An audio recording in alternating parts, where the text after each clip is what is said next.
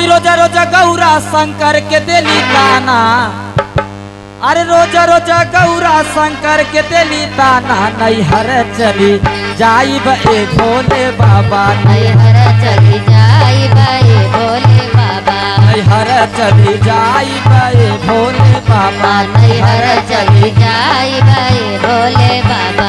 अरे रोजा रोजा गौरा शंकर के दिली ताना, रोजा रोजा गौरा शंकर के दिली ताना। नैहर चली जाई बे भोले बाबा, नैहर चली जाई बे भोले बाबा, नैहर चली जाई बे भोले बाबा, नैहर चली जाई बे भोले बाबा। अरे ना हमरे भोला के घरवा दुअरवा, ना हमारे भोला के घरवा दुअरवा।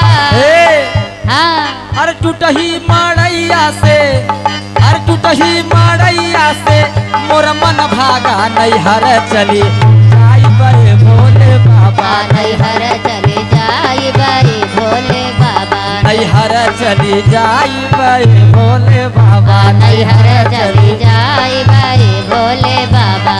ना हमरे भोला के हथिया से घोड़ावा, ना हमारे भोला के हथिया से घोड़ावा, ना हमरे भोला के हथिया से घोड़ावा। ना हमारे भोला के हथिया से घोड़ावा। खुशबू जी, हाँ बोला। अरे गाय हो जियौले रहना भोलेनाथ तो दूध हो पिए मिलत ना हाँ हो। हाँ लेकिन अरे बुढ़ावा बैलवा से, अरे बुढ़ावा बैलवा से मोर मन भागा। नैहर चली जाई बे भोले बाबा, नैहर चली जाई बे भोले बाबा, नैहर चली जाई बे भोले बाबा, नैहर चली जाई बे भोले बाबा।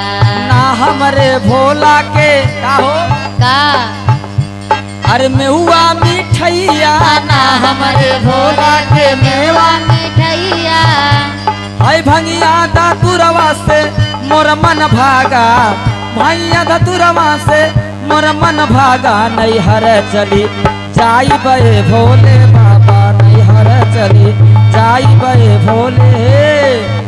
भोलेनाथ कहले गौरा पार्वती जात हो जा हम नाई कहो। भोले बाबा का ऐसे कहा तुम हो